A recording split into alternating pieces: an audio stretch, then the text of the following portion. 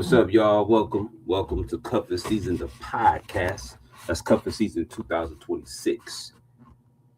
Before we get into anything further, I want to let y'all know, please get y'all tickets. Get your tickets, you get the book. Get the book, you get the ticket. So get the tickets, jblegacyfilms.com. That's jblegacyfilms.com. You buy the ticket to the movie, you get the book, and also you get a poster, and you get a chance to see two good comedians, a DJ, and then also be giving a community achievement award to Bishop Ernest Phillips II. And then also we're gonna be showing that Cuffing Season 2026 movie. And I bet people probably asking, what is Cuffing Season exactly? So, you know, wintertime is amongst us, and we looking for somebody to be next to, handcuff, settle down with, or just be with in hibernation for the season. So that's what we're looking at. So before we go any further, we got James Dober. Introduce yourself. Hey y'all, glad I could make it. I try to use all those super scientific mumbo jumbo with the lav mic, and I'm just gonna have to go with the old school here. Going old school. The ring and the camera. I hope my audio is all right. Yeah, I can hear you good, man. Actually, I can hear you good. Fantastic. Tell them what you do for a living, man. Well, not for a living. Tell them what thing. Tell them your what status. what doesn't James Dobra do? Is probably an easier question. So by day, I'm a safety director. By night, I'm going to school for my doctorates. Also by night, I'm joining in movies with Javon and the crew. Also by night, stand-up comedian. Also by night, going on tour with stand-up comedy. I will not be one of the comics there unless, somebody bails out or we get an extra 8 minutes. We'll see how it go. But I'm my current tour, we're doing the Disorderly Conduct Comedy Tour for a Cause. It's an event for all the children that are the next spot's going to be Flint, Michigan.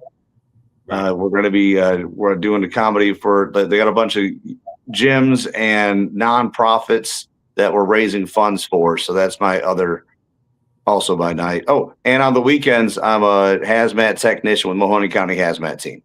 So there's really nothing I don't do, brother. I hear you, man. I hear you. You staying warm though, right? Yeah.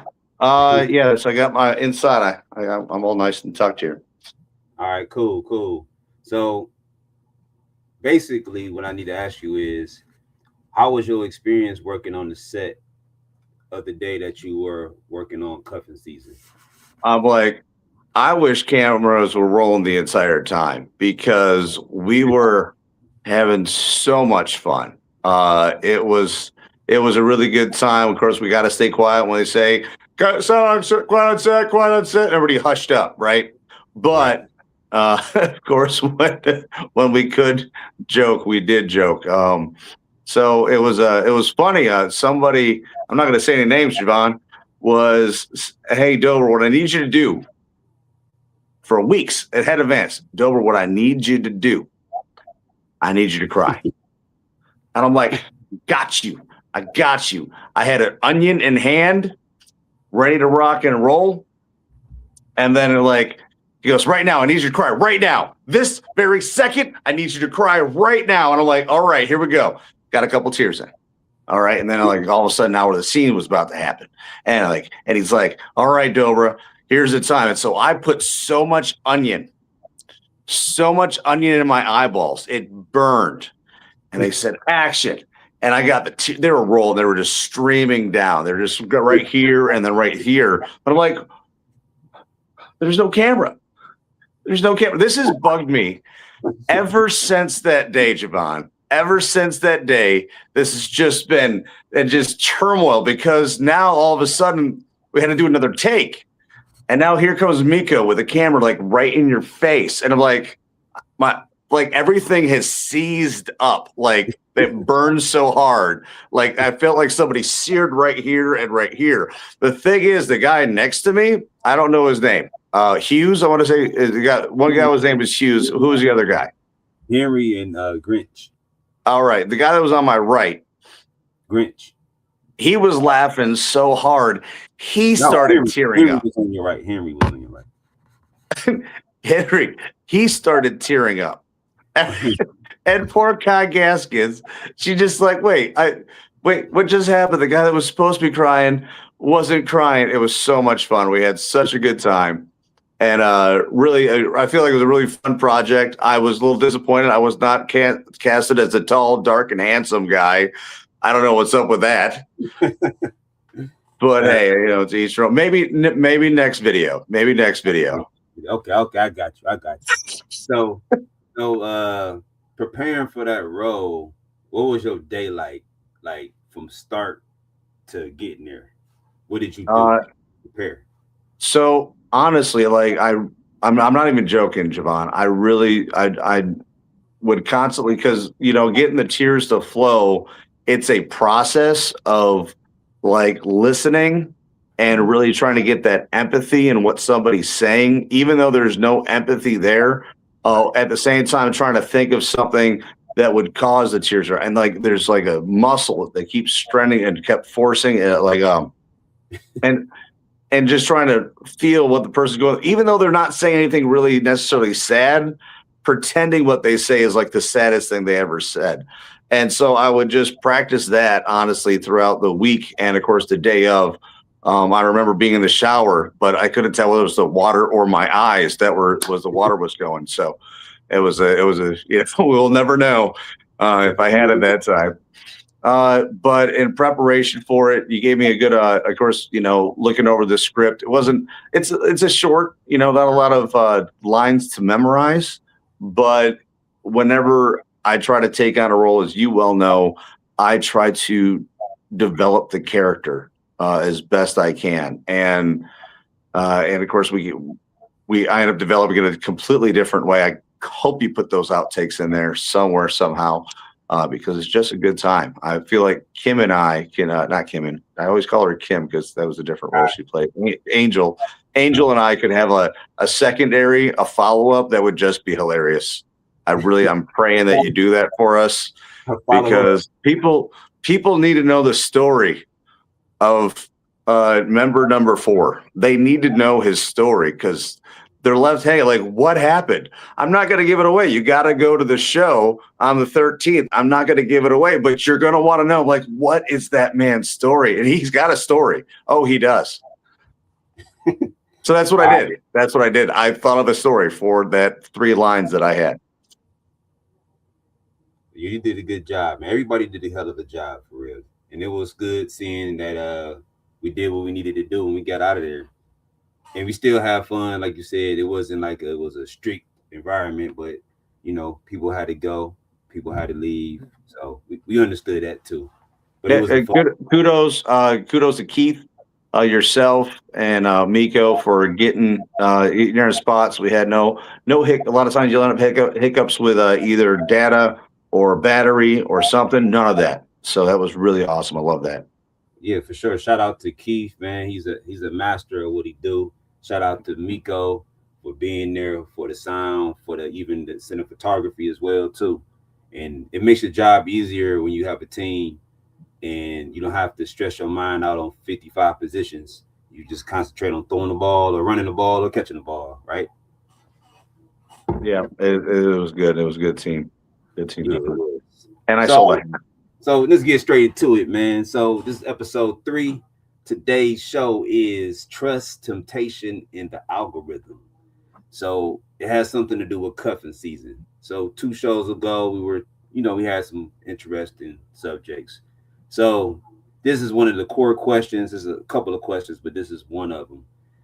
Can you be loyal in public and private?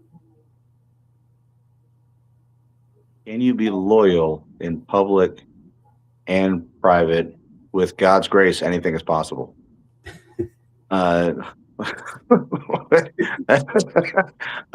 Loyal. So what do you mean by loyal when we're talking like dating wise.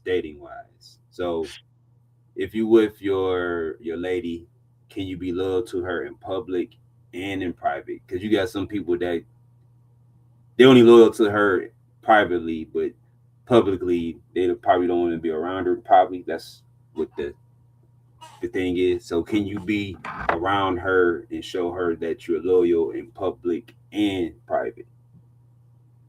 I would say yes. I say with the right algorithm, if you will. What's the you have the two variable, you got a lot of variables in play there, but obviously yes. You when people know when you're with somebody, they know when you're with somebody, and you're projecting that. There's you're going to have joking. There's that just innate chemistry when testosterone happens and pretty girls around. There's the underlining tone of showing off and being a little bit more boisterous, and that's human nature that we all either struggle with. Just like if some who's that if who's the guy who played Superman in the previous movie, not this recent one, the one before that. Oh, I can't think of his name. Oh, anyway, Jason Momoa. All right. Any female around Jason Momoa will act differently than when she's not around Jason Momoa. Any dude around Gal Gadot is going to act a little bit differently. There's just that chemistry that happens that we just have to understand that's part of it. And it's both parties knowing who you're going home with. Once you get that security of who I'm going to go home and cuff with is who I'm going to go home and cuff with. Right. I appreciate the relationship I'm in right now where I can say, hey, this one lady just complimented my beard. And she goes, I understand completely. It's glorious. So I'm going to miss it. I just want to let you know I am going to miss it, but I'm going to cut it off for you there, Javon. This is when this goes, it's for you. You understand that, right? We're going to make sure you cut at the last second. We're going to make sure you sever whatever memories you got. So I'm actually, that's a whole different subject. Did I answer that question? Chemistry happens, but having that security and being that open and honest, like, hey, flirtation happens to an extent, but who are you going back to? And I'll tell you, I get a couple pictures with some very attractive women on set, and all of a sudden I get higher interest. It's really weird how that works out, that all of a sudden when there's other people involved, now you're more attractive. I feel like it's the New Kids on the Block theorem. You're like, what are you talking about, Dobra? NSYNC, Backstreet Boys. As soon as one female screams over the band, none of those guys are all that super attractive, but one screamed over the guys and they all screamed over the guys. And I feel like that is a true point to just the genetics that we have to deal with on a day-to-day. Attractiveness and attractiveness. I got a good one for you. So let's go to another real talking point. So is there set boundaries that you personally have, or a girl or a woman that you've been with, boundaries for social media? So let me give you an example. Somebody likes your page, has your girlfriend or your girl or whoever you with, have they said anything like the likes or the love? Why she love your page, or why she like that picture? Has it been anything like that? I would say maybe one time that was a little extenuating circumstances, but outside of that, no. You're familiar. It was a crazy day. But outside of that, no. Just like in that's what for us in the now entertainment industry is cheering them on. There's this old Zimbabwe saying, if you don't like what your husband is doing, cheer him on anyways. because you picked that person to be with. I think let it be he acting crazy, if he's embarrassing you, or vice versa. You picked that person ahead of time. And if those boundaries are set, like, hey, if we're gonna, though, that needs to be a conversation beforehand, in my opinion. So, like I said, I'm new to this. I haven't been involved. I haven't had any uh, craziness happen thus far. This one time I did get asked to go to a networking event. It was more than that. It was weird. But outside of that, I didn't go. I did not go. I did not go. But imagine if I did. Like, hi, James, over here's my card. But anyway, oh, I see you're busy there.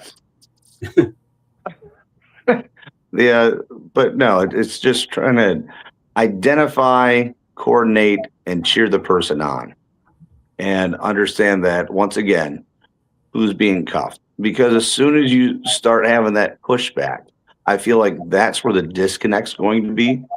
And sadly enough, so when I made it big in this Hollywood movie scene with Javon Bates when I got divorced because of it. And so I'm like, already divorced. I've only been doing this for half a year. And it's always been a dream of mine to do stand up, always been a dream of mine to do. And the next thing you know, I was getting involved in this, and it took a lot of time. And it was not encouragement, it was discouragement. Everything I did was discouraged. You shouldn't do that. You're not funny.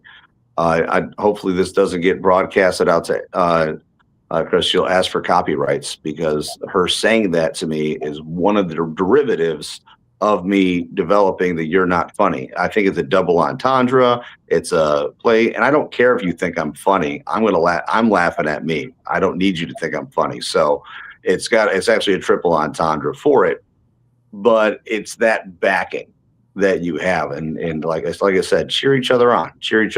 And if you got we're in the entertainment. We always got to sell ourselves. If you want to be big in anything when it comes to entertainment, you got to be on Instagram. You either got to be super funny or super sexy. And sadly enough, the number one views I get is when I have a cute female as a thumbnail. All of a sudden, it blows up. It's just what it is. And so if you're with somebody that's in the entertainment industry, that's part of it. You know what she has been doing or he has been doing, and like, hey, this is what I expected when we got here. If you ramp it up, chat it up and head out if you need to. So basically what we're saying is we got boundaries. We know exactly what boundaries to stay inside and not push over the boundary. So this is a funny thing. We just talked about it just a few seconds ago or a few minutes ago. Some people make it seem like liking a picture is cheating. Why is that? Why is that a thing, you think? There's an innate jealousy. Like, wait, is this person more attractive? Does this person actually like it? Like, it's just clicking. So this is just me guessing. I've heard a number of times. I've seen women cry over their boyfriends liking some hot chick's post. And I'm like, did he work with her? Yeah, they work with together. So all they're doing is promoting each other, increasing their likes. That's what it is. That's all we're trying to do for each other is increase their ratio. It's not that serious for us. And like, generally speaking, I can't speak for every guy. I just know we work with a lot of beautiful women. And I just want the best for every teammate we have, and everybody that's liking me, I need to like them. All right. We go on our like tangents. We go through like. But like said, it's not like you liking or hitting the love emoji and you leaving a comment saying big ass or something crazy. But like you said, you're just liking because you're showing the support, basically. You know what I'm saying? Boom. Now, when you're talking about sliding in DMs, that I feel like that's where you're starting to, tip the line, right? You And I won't have feel like when we go back to being in private versus being in public, that's the privacy that's always so dangerous. and that's what we talked about boundaries. Now you going outside. You're outside the lines there. You out of Mhm. bounds. You can't Yep. catch the ball out of bounds, buddy. You need to catch the ball in bounds. That's it. So, Go ahead. yeah, exactly that. It's just like if I'm liking somebody's post for the whole world to see, that means I'm not embarrassed by it, right? Right. And like I don't feel like there's anything to be ashamed of there. Right. So here's another one. So this might be a little bit crazy. So they say, do you like any old flings on your Instagram or Facebook? Do you like any of their stuff? Man, I thought this was supposed to be a romantic conversation. We gonna get there. We I'm gonna get talking about romance, but as we're we gonna honestly, get but it's just two guys here. It sounds like we're at like having like female in this retrospect here. But liking old flings. Uh, yeah, sure. Like if it's like I said, it's those to that own self be true. You kind of know when you're doing wrong is when you're doing wrong. Okay, so like I just recently encouraged a old friend from high school. She reached out to you last year about Dying to Live project, and we were talking about some scene. She works at a hospital. I'm like, oh my gosh, that's right. She applied. We're still can do casting. So I reached out to her and said, hey, we got this thing going on, and if you're interested, uh, we both know we're in relationships. It is what it is, and this industry, we got a lot of ins and outs, and we got a lot of working with exes in this industry. That's what I've come to find out here. oh, And definitely. it's that level of professionalism. If you can be a professional, you can be successful. If you're not going to be professional, if you're going to take everything to heart, or you're like, oh, I can't believe so and so was so and so about such and such, then it's not going to work out. But if you're pursuing, you're pursuing. I feel like those are two different things. Like it's one thing to like, it's another thing to pursue, and having that. All right, so let me ask you this. So preparing to go out on a date with a person that you really interested in. Let's say you trying to, I ain't gonna say impress her, but you want to give your best output, your best suggestion as far as dress and all that stuff. What do you do? First thing you do before you prepare to go out on the date? Shave my head. Shave your head. Shave my head. First thing first. You got to. That's what I did here to be in this date with you. And your phone's your phone's buzzing. Uh, but shave my head. I'm gonna trim it over here. Gonna fade my beard in, and then I'm gonna stare at every piece of clothing I have for a little bit, and well, they're all fantastic on me. So which one makes me look more fantastic? And I'm gonna, and I honestly, I usually just say this guy right here. That's what I'm here. It's you already know. You already know. I love this little knit. I'm not gonna name the name brand. I have a vendetta against the name brand, but I really like this shirt though. It's a conundrum for me on a regular basis. I ripped off all the tags just just so nobody could know the awesomeness of this shirt, where it came from. And now it's the only one because it's like a foreign brand. Oh man. Yeah, go me. But yeah, obviously you want to present yourself in the best way possible. So what's your to-go cologne, man? Like what's your smell, your scent when you going out?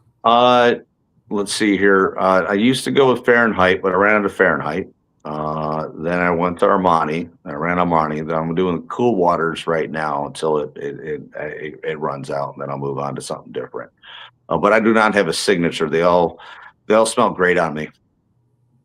So whenever the cologne, I always get like, What's that? It's me. It's me. Yeah, 60% of the time works 100. 60% of the time works 100% of the time. It's the tap on their shoulder, huh? I know, right? Hello there. All right, so you got your smell goods on, you got your clothes on, shoes. What's up with the shoes? Oh, I got some black suedes. I don't know name brands, man. I know what looks good, what don't look good. Everybody's all about. I've never been, like I said, the shirt I'm wearing. I hate the name brand, but I like the shirt. So, likewise with my shoes, I got some black suedes. I also the one I do know the name brand of my 511s, my military boots. Those are they're just beefy Timbs, man. Not just like you have Timbs and you have 511. Hey, that's funny. So you buying the roses or you not getting the roses? Nah, new day. That's a very interesting thought. No, I haven't done the rose thing in a while because I've already bought. I'm buying dinner, so I haven't thought about doing the rose thing. That's a nice touch. It's a nice touch. I like that. Is so high school, and it's worth repeating. It's not a bad thing. It's classic. It really is classic. So that is like I encourage everybody go on a date to do that. I'm pretty sure it'll go over well. So would you give her the rose when you pick her up, or do you just keep it till later on and you surprise her? Would you like what's your element of surprise when she see you when she first coming to get in the car to get in your truck, or you now you got me brain. This is pure brainstorm. Is me putting it on the passenger seat. So when I open the door for her, she sees the rose. Well, we hope she sees the rose because if she don't, she's gonna be really thorny all night. So thorny, super thorny. And the good news is, if that happens, then all you got to do, the date's over, right? But then she can go put it in the vase in her house. So double stack, no matter what, you win.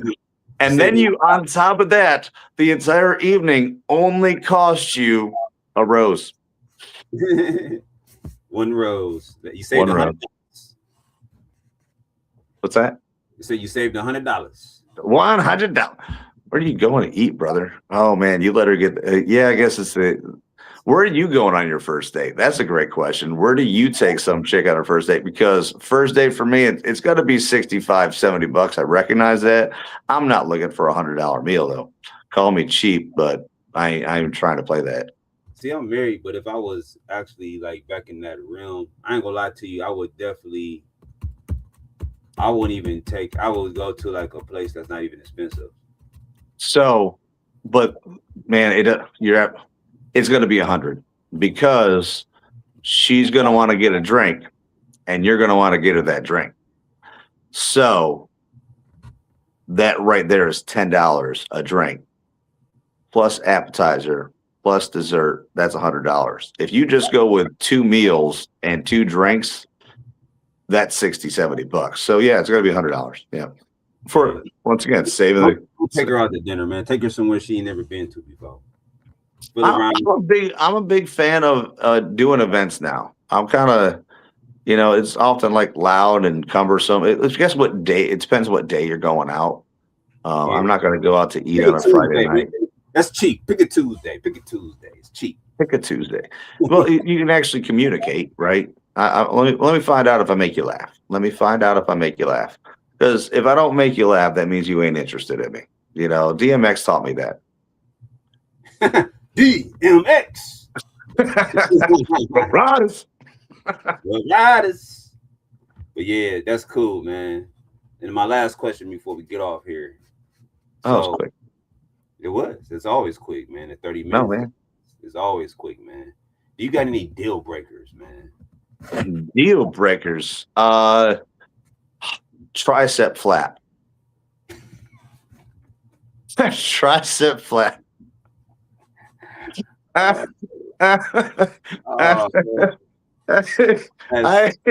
right. I don't know. I can't. I'm not gonna.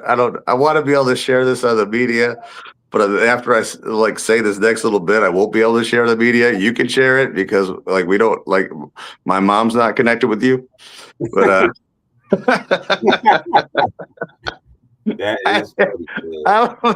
I swear to God, I talked to this one female back in my 30 minutes of being single, and uh, she asked something if I drank water. I'm like, drink water. Apparently, if somebody doesn't drink water, it was a deal breaker for her. And I'm like, yeah, I drink water all the time. I stay hydrated. That was her deal breaker. I'm like, and so I responded with, I'm like, do you have tricep flap and yellow toes? Because those are my deal breakers. Yellow toes and oh man. And that little bit like your grandma had, that little flap right there, like your grandma had. I'm like, I'm out. And for that reason, I'm out. That's my deal breaker. And then this woman, but wait, there's more. This woman, she comes back and she's just like, what? How dare you? I'm like, what? First of all, I thought what I said was pretty funny, but her response, like, you have an 8-inch dick and make 6 figures. I'm like, first of all, how do you know that much about me? I didn't know I put this on camera phone at all. But yes, I make 6 figures. and so I'm also like, well, you have a lot of gall to ask a woman ask about a woman's physique. I'm like, isn't that you? It hurt my brain because obviously we're attracted to physique. This whole conversation was about physique attraction, but I was unfamiliar with the person's triceps or not.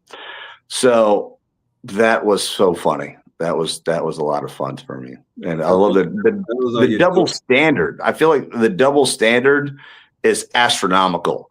You got to be 6 foot, 6 figures for me to even talk to you while this woman's 6 tires. Putting new meaning to jelly roll. That is funny, man. So that's the deal breaker then. Yeah, flappy triceps and toenails. The sad thing is with it. You can smell like onion dip then. Oh my gosh, no. I'm just like obviously I'm talking about your instantaneous, but yeah, when female smells like skunk 2.0, it's a bit much. I don't know why. I'm attuned to different scents, and I'm not a fan. Oh man, I had a good joke. It's gone now. Fan of the Bath and Body Works. Sometimes they just be smelling like you want to eat. Like they be having those smells that smell like candies and treats and goodies, and it just throw your brain off. But but yeah, man, it's amazing. I'd rather smell that than some onion dip for real. No, yeah, it's a true story. Yeah, not a fan of the onion dip, but if it's just the breath, that's why I always keep some chewing gum. Hey, you want some gum? Oh, I'll take some. Now, if she says no, are you sure you don't want some gum? That's free of charge right here. It's an extra long time. They had a commercial about it and everything. They did what they say. Always take the gum. Somebody asked. Always take the gum because you don't know. You can taste it, but you just to double check. But yeah, if it's just the breath, if it's coming out the pores or other orifices, if you will, then it's also probably a best to say bye. It's part your separate ways. Bye. All right, so give them the wave. It was good, man. This was probably the fastest 34 minutes probably that I spent today. So yeah, check out Cuffing Season. It's coming to Silver Spot Friday, February 13th, 7 p.m. Silver Spot Theaters. Go to jblegacyfilms.com for tickets. You're going to check Dober out. You're going to check me out. We got Keith. We got the whole squad. Miko, Henry, Angel, Kai, Antonio, Caitlin. Who else? I hope I ain't leave nobody else out. If I'd have forgot you, I'm sorry. Everybody. I was going to say everybody as a whole. You have me and Kai underneath the same house again, underneath the same roof again. That's courageous stuff. Kudos to you, sir. But you're gonna separate us to different corners of the theater just so we're not cutting up the entire time. I'm just warning you ahead of time. That's funny. Yeah, she is hilarious. Check out Kai. She actually got a couple videos out there. But Yeah, she's a one woman show, most definitely. all right. Well, All right, Javon, thank you so much for having me. This was fun. This was a good time. Great questions. Great questions. I think I answered pretty good. yeah, you Pretty did. good. Check out next Monday the finale. I might have a bunch of people come back. If you're interested, let me know. Oh, it'll be fun. It'll be a good time.